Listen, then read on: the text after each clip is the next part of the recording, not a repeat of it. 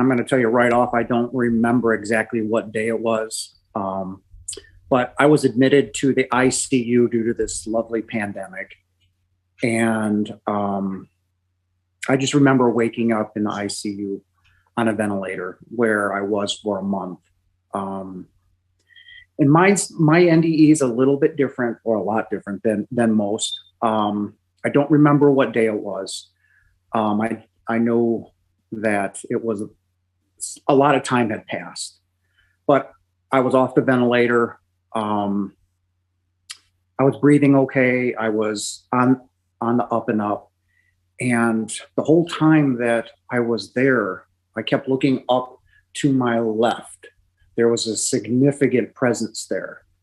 I didn't know it, but my soul knew it, and it was drawn to what was the TV in the upper left-hand corner. And so much so that one of the ICU nurses is like, "Do you want to turn the TV on?" And I'm like, "No, but there's somebody there. There's people there, you know." And I'm like, "No, you can't say that. They're going to think you're nuts." But I was drawn to the TV, and I just kept looking that way. And I just remember feeling vulnerable. I had been through the verge of death. And when I asked, what had happened, she says, "You had no more blood pressure. Your blood pressure was gone. If we didn't, put you on a ventilator, you were dead. You were active and in the process of dying." And I don't remember any of that, but I just remember nobody being in the room. It was a beautiful day out, just a beautiful, beautiful day out. I just kept staring at I was just drawn to the TV. Like, I can't describe it. It was, my soul was yearning. And then all of a sudden I cried out. Like I said, I was vulnerable. I was beaten down into nothing. I had nothing left to give anymore. I had no energy, nothing. And I knew something was there. And I began to cry out to God. I said, "God, please." And when I mean cry out, I was sobbing uncontrollably. I said, "God, please, please don't let me die." Now I'm going to back up just a little bit. I was a Catholic, and I hadn't been to church in 35 years. I kind of abandoned my faith. I never stopped believing, but I abandoned. I didn't talk to God. I didn't talk to the Lord. I didn't pray. But in that moment, I had a yearning that was undeniable and unquenchable. So I began to sob. I said, "God, please don't let me die. Please." I said, "I love you with all my heart and all my soul. Lord, I love you with all my heart and all my soul." And I said, "Please forgive me for abandoning you." And I went on to describe how much I love my kids. I said, "Please let me see my daughters," and there was nobody in the room. It was just me. And it was, like I said, me being vulnerable.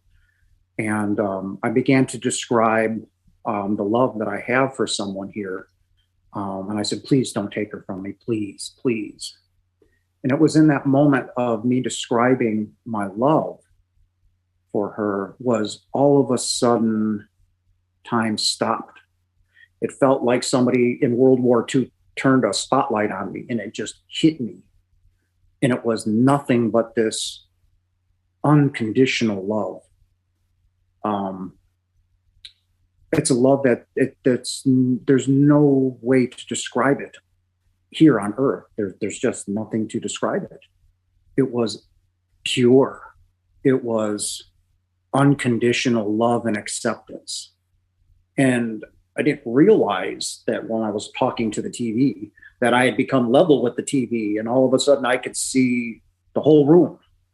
And I looked down at a window that I was supposed to be level at. I was looking down at, and I just remember looking outside, and the grass was alive.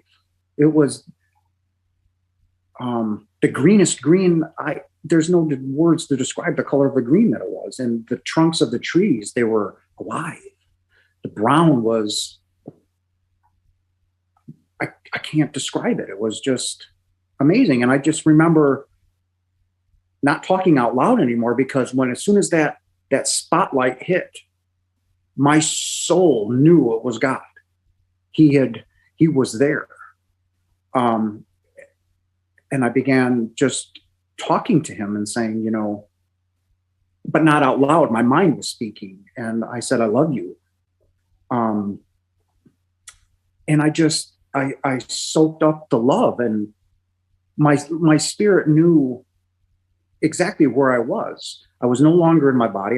Even though I was still in the hospital, I was not in my body. I was, I don't know, 8 feet in the air, however long the ICU was. And I just remember soaking up. And then all of a sudden my attention turned from the TV to almost right in front of me. And the Lord was there. I felt his presence, because I called on them both. And even though no visible forms of communication were there, everything was downloaded instantly, on who was there. I mean, the Father was off to my left. The Lord was almost straight in front of me. And we just sat there in harmony. And he just gave me and took away from me so much. When you say took away, and I'm like, yeah, because he destroyed the pride that was in me, where you think you're just everything. And he humbled me beyond belief. I mean, he, in essence, took out everything that was bad, and filled me with all the questions that I was asking, and just gave me this love that I've never experienced before. And like I say, I don't know how long I was there or how long this took place, because in that billionth of a second, time stopped. There is no time. I could have been there 30 years. I could have been there 10 minutes. I don't know. But like I told Melissa, I wasn't flying across the universe. I wasn't, meeting all of these, past family members or actually going there. But this light that had engulfed me, it was like I was placed in the middle of the sun. And it was as warm as we were talking about earlier. I don't know. It was just warm, but it was fully penetrating. It engulfed every being of my soul. And like I said, in that moment, I stopped sobbing. And what I've come to know later is I stood up and I was standing there. Hence the height difference from me being laying in the bed to, standing in front of Father. And he showed me what the meaning, and he told me what the meaning of life was. And it was very simple. And it's something that we all fail at, or a majority of us do. And our reason for being here is simply love. We are to love one another as we love ourselves. And that's something he also fixed in me, is I never found myself worthy of being loved, let alone give love. And he showed me how much he loved me. And when the Lord showed up, it was magnified even more. It was almost, I don't want to use the word unbearable, but it was, there's just no words to describe it. It was just, every part of my being was just now love. And it was a lot. And, when he did that, and he showed me that love, and he showed me what we were here for and why we were here, it was to love and to be loved, to love yourself, and to have empathy for others. Because when he showed me the amount of love that he has for me, and in that moment, I'm not gonna lie, it felt like I was his only son and his only adoration. And it was beautiful, pure, unconditional love. And when we look with disdain on others, or we put someone down, we're putting him down. We're putting, his son down, because we're created in his image. And if we're made of love, and our spirits are light and energy, which we are, um, we are to love and to give that love. And I failed at that my whole life. My whole life. You know, it was always the haves against the have-nots. Well, why don't I have this? You know, it's not fair. This, blah, blah, blah. None of that makes sense. I mean, none of it.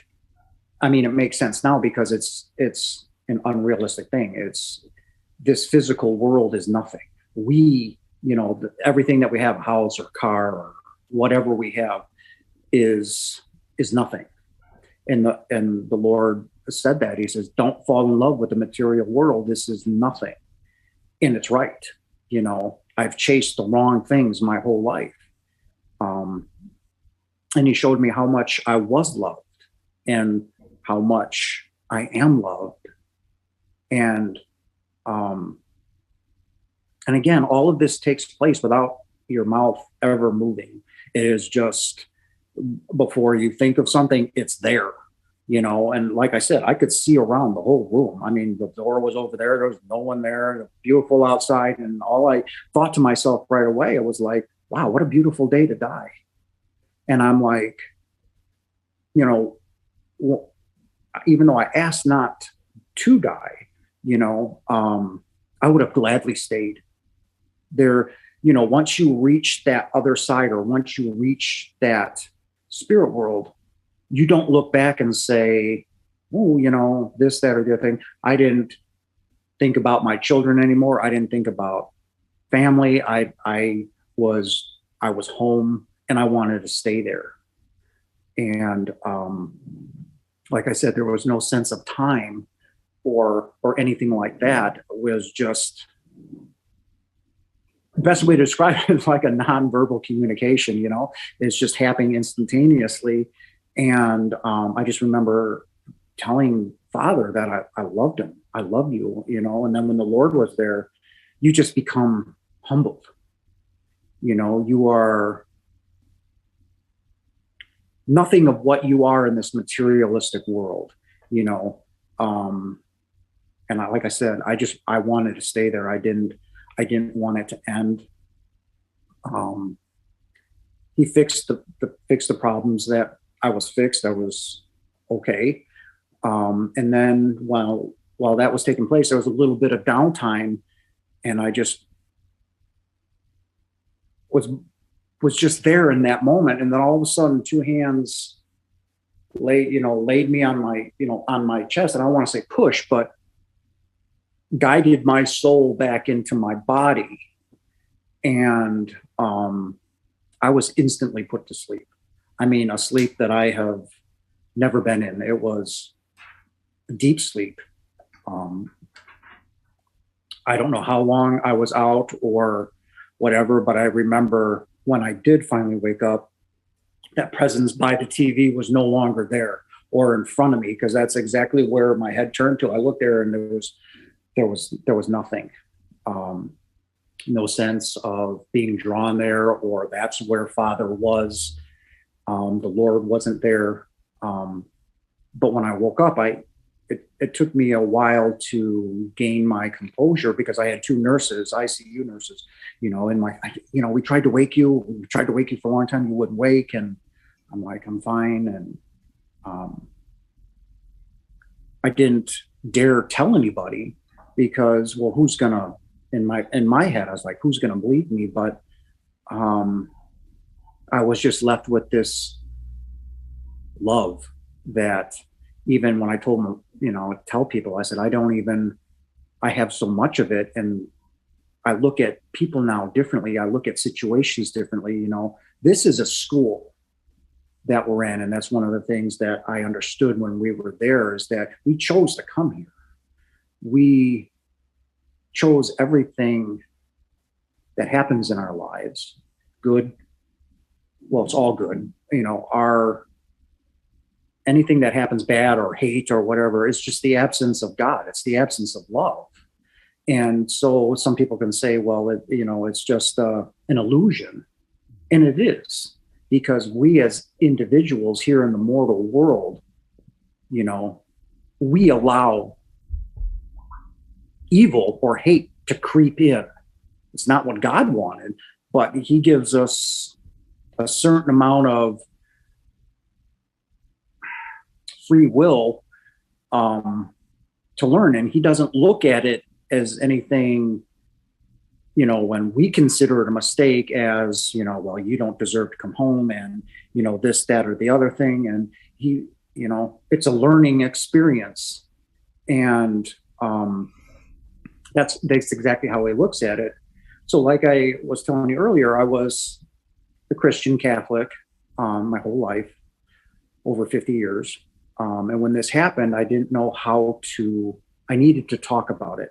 It was an overwhelming need almost I tried to dismiss it. I tried to put it back in my conscience.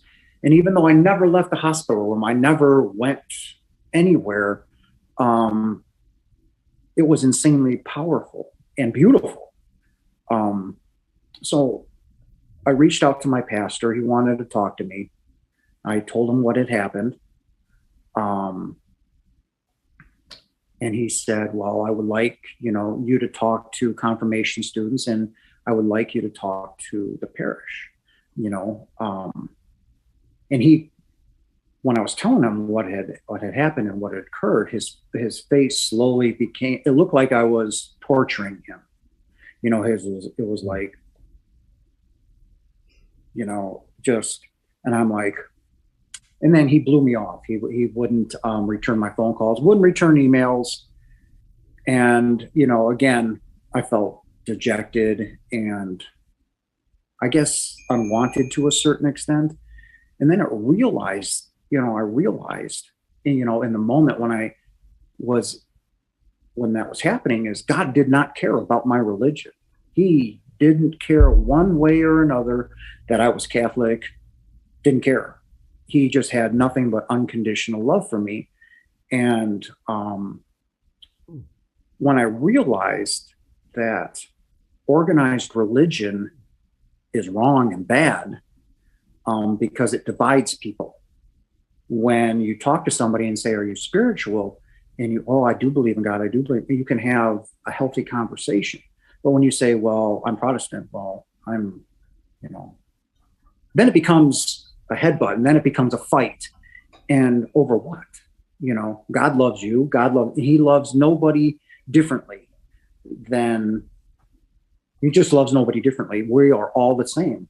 And it came to the conclusion that in order to have a relationship with our Father, you have to love him. You have to love yourself first, which is something that I never did. And I have a love for myself now that I just didn't think would be possible. And hence now my love for other people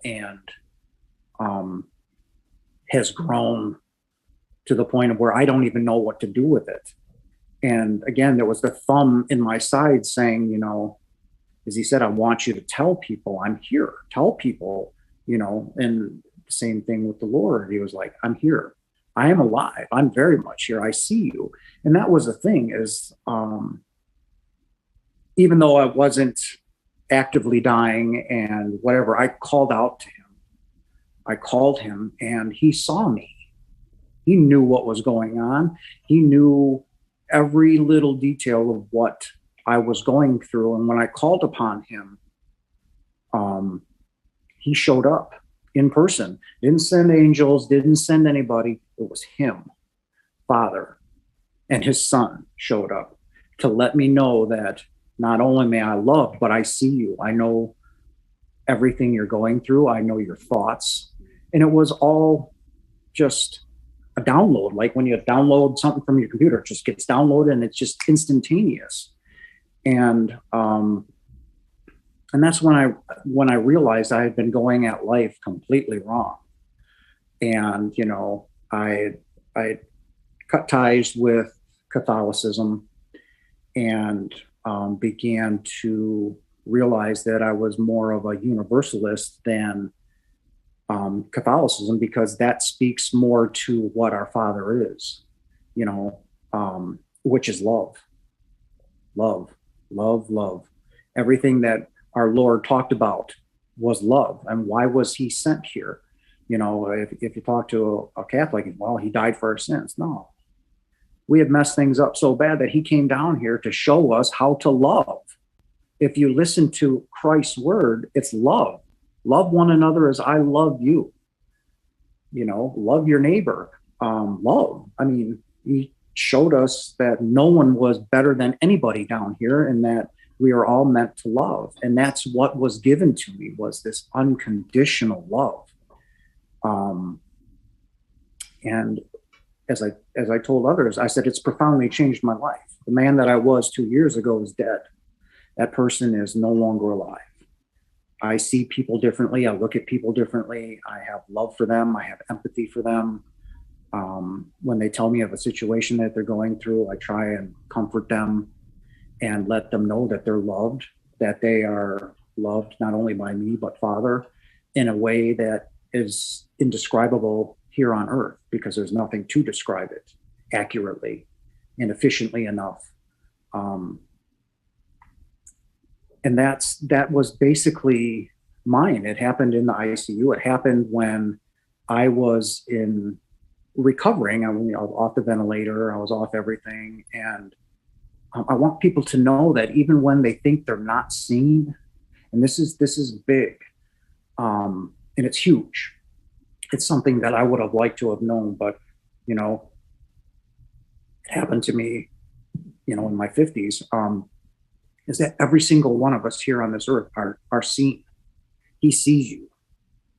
He knows your situation. He knows everything that's going on, and you are loved. And I know it seems goofy and cliche, but it's not. It's not. And as I was being, pushed back into, my soul was being, pushed back into my body, it was just one more intense blast of I love you. And then it was lights out. And then I woke up, and I've been slowly but surely trying to tell people my story, those that want to hear it. I've been called a liar. I've been called a zealot. I've been told to stop spreading Christianity. Again, lots of you're a liar. Never once did I ever tell anybody what my religion was.